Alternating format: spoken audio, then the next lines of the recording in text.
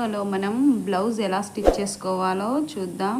Last time మనం 40 inches blouse cutting అయితే నేర్చుకున్నాం. అదేవిధంగా ఆ 40 ఇంచెస్ బ్లౌజు ఎలా స్టిచ్ చేయాలో ఈ వీడియోలో చూద్దాం. వీడియో స్కిప్ చేయొద్దు. స్టెప్ బై స్టెప్ ఎలా కుట్టాలో ఈ వీడియోలో పూర్తిగా చూసి నేర్చుకుందాం. అలాగే మంచి మంచి టిప్స్ ఉంటాయి, మిస్ అవ్వద్దు, అస్సలు స్కిప్ చేయొద్దు. వీడియో స్టార్ట్ చేద్దాం. ముందుగా మనం ఫ్రంట్ పార్ట్ కోసం షేప్ బెల్ట్ని రెడీ చేసుకోవాల్సి ఉంటుంది. దానికోసం అని అది స్టిఫ్గా ఉండడం కోసం నేనైతే ఫ్యాంట్ బిట్ని వేస్తున్నాను. అది లేకపోయినా క్యాన్వాస్ అయినా వేయొచ్చు. ఏ విధంగా అయితే చేసామో అదే విధంగా యాజ్ ఇట్ ఈస్గా సేమ్గా అలాగే స్టిచ్చింగ్ వేసుకోవాలి. అలా వేసుకున్న తర్వాత రెండు సమానంగా ఉండేటట్టు చూసుకోవాలి. అదేవిధంగా మెయిన్ డాట్ కోసం 3 ఇంచెస్ మార్క్కి ఒక డాట్ కుట్టుకోవాలి. మెయిన్ డాట్ అండి, అది సరిగ్గా రావాలి. అలాగే ఉక్సులు పట్టి డాట్ కూడా వేసుకోవాలి. అది 2.5 ఉండేలా చూసుకొని స్టిచ్చింగ్ చేసుకోవాలి. మెయిన్ డాట్ని బేస్ చేసుకుంటూ మూడో డాట్ కూడా వేసుకోవాలి. అదైతే 4 ఇంచెస్ ఉండాలండి. ఇప్పుడు మనకైతే ఫ్రంట్ పార్ట్ రెడీ అయిపోయింది. ఇప్పుడు షేప్ పట్టి ఎలా వేసుకోవాలో చూద్దాం. సమానంగా పెట్టుకొని షేప్ బెల్ట్ని ముడతలు రాకుండా నీట్గా పర్ఫెక్ట్గా వేసుకోవాలి. అదేవిధంగా పై స్టిచ్చింగ్ కూడా అలాగే వేసుకోవాలి.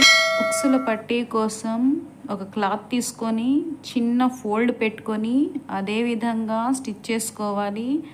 దాన్ని మళ్ళీ తిరగదిప్పించి ఇంకో స్టిచ్చింగ్ కూడా వేసుకోవాలి. ఇప్పుడు మనకు ఉక్సుల పట్టి రెడీ అయిపోయింది. ఫ్రంట్ పార్ట్ ఉక్సుల పట్టి కూడా రెడీ అయిపోయింది. ఇప్పుడు గాజా పట్టి ఎలాగో చూద్దాం.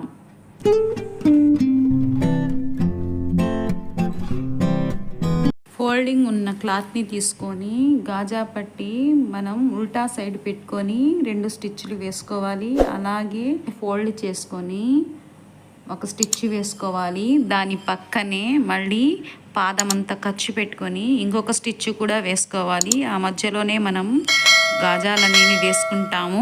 ఇప్పుడు మనకు గాజా పట్టి కూడా రెడీ అయిపోయింది. ఫ్రంట్ పార్ట్స్ ఒకేలా ఉండేలా చూసుకోవాలి.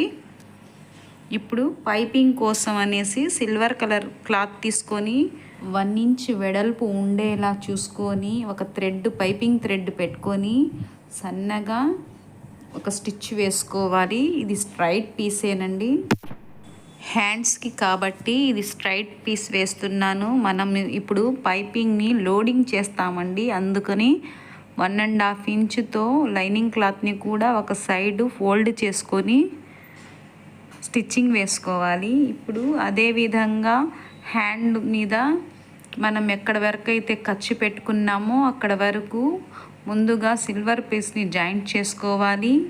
ఈ విధంగా హేమింగ్ పీస్ని కూడా జాయింట్ చేసుకోవాలి. ఇది అస్సలు కనపడకూడదండి. ఖర్చు కూడా లోపలికి వెళ్ళిపోవాలి. అప్పుడే మనకు లోడింగ్ అయినట్టు అర్థం.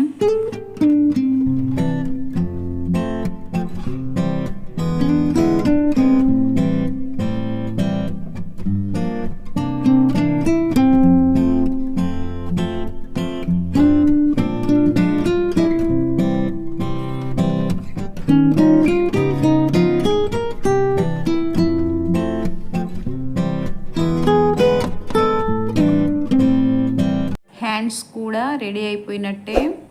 ఇప్పుడు బ్యాక్ పార్ట్ ఎలాగో చూద్దాం. ముందుగా స్ట్రైట్ పీస్ని తీసుకొని నాకైతే క్లాత్ సరిపోలేదు, అందుకని నేను జాయింట్ చేస్తున్నాను. అలాగే 1 సైడ్ స్టిచ్ వేసుకోవాలి. అదేవిధంగా బ్యాక్ డాట్ వచ్చేసి 4 ఇంచెస్ ఉండేటట్టు చూసుకొని మార్క్ చేసుకొని దాని మీద 2 స్టిచ్లు వేసుకోవాలి. అదేవిధంగా రెండో డాట్ కూడా సేమ్ 4 ఇంచులు పెట్టుకొని 2 స్టిచ్చెస్ వేసుకోవాలి. ఇప్పుడు మనం హేమింగ్ పట్టీని వేసుకుందాం. హేమింగ్ పట్టీ వేసుకునేటప్పుడు ఆ డాట్ దగ్గర చిన్న ఫోల్డ్ పెట్టాలండి. ఎందుకంటే చాలామందికి బ్యాక్ వెనక లేచినట్టు ఉంటుంది. అది రాకుండా ఉండడం కోసం పైకి ఉన్నట్టు ఉంటుంది. అందుకని చిన్న ఫోల్డ్ పెట్టుకొని ఫినిష్ చేసుకుందాం. అలాగే పైన కూడా ఒక స్టిచ్ వేసుకుందాం. ఇప్పుడు మనకు బ్యాక్ పార్ట్ కూడా రెడీ అయిపోయినట్టే. నేనైతే ముందుగా షోల్డర్స్ జాయింట్ చేసుకొని నెక్ పీస్ వేసేస్తానండి. లాస్ట్లో హ్యాండ్స్ జాయింట్ చేసుకుంటాను, అందుకని షోల్డర్స్ జాయింట్ చేసుకుంటున్నాను. ఎందుకంటే భుజాలు జారడానికి కూడా ఇది కూడా ఒక కారణం అవుతుందండి. అందుకని నేను ఎప్పుడైనా నెక్ పీస్ వేసిన తర్వాతే ఫైనల్లీ హ్యాండ్స్ వేసుకుంటాను. నెక్ కూడా నేను స్ట్రైట్ పీస్ని తీసుకొని వేసుకుంటున్నాను, ఎందుకంటే నేను లోడింగ్ చేసేస్తాను కాబట్టి ప్రాబ్లం ఏమి ఉండదు. అందుకని నేను స్ట్రైట్ పీస్ తీసుకొని దాంట్లో ఒక థ్రెడ్ పెట్టుకొని సన్నగా ఒక స్టిచ్ వేసుకుంటున్నాను.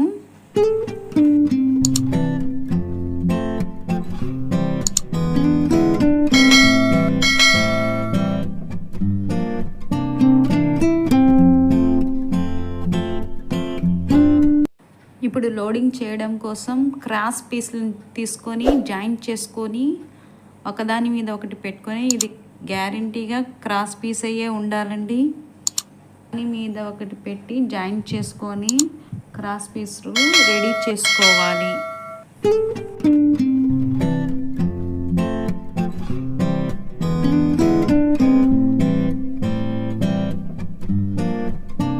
మనకు క్రాస్ పీస్ రెడీ అయిపోయింది. ఇప్పుడు మనం దీన్ని రాంగ్ సైడ్ పెట్టకుండా రైట్ సైడ్ పెట్టుకొని సన్నగా పావించు ఖర్చు ఉండేటట్టు చూసుకొని ఒక స్టిచ్ వేసుకోవాలి.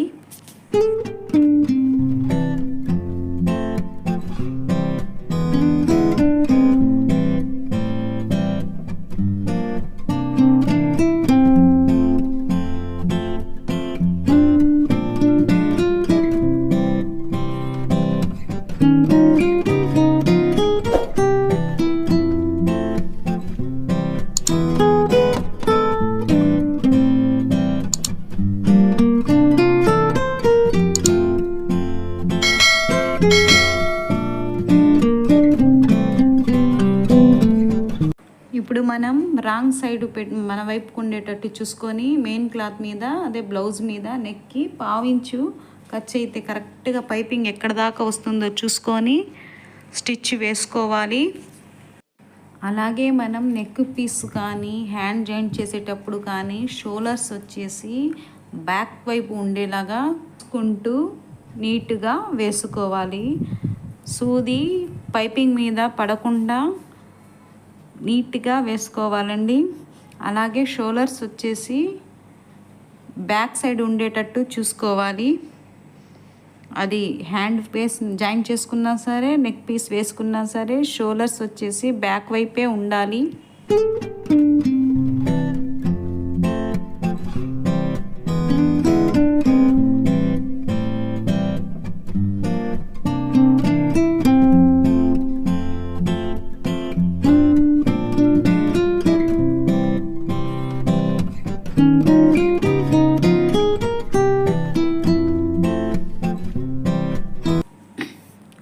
అలాగే ఇప్పుడు దాన్ని మళ్ళించుకొని ఒక స్టిచ్ వేసుకోవాలి.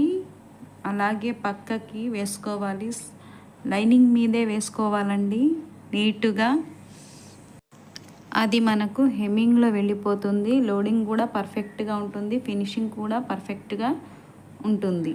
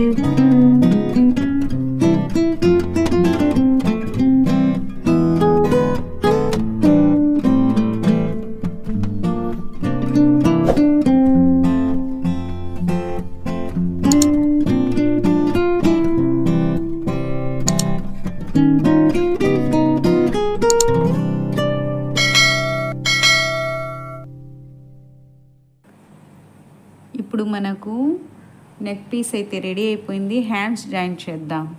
మనం టక్స్ పెట్టుకొని ఉంటాం కదండి, కరెక్ట్గా మిడిల్లో మనం గుర్తుకి టక్ అయితే ఎక్కడ పెట్టామో ఆ టక్ షోల్డర్ మీద వచ్చేటట్టు చూసుకొని ఒక స్టిచ్ వేసుకోవాలి. అలాగే మనం లోత్ అయితే తీసాము కదా, అది ఫ్రంట్ సైడ్ మాత్రమే రావాలి.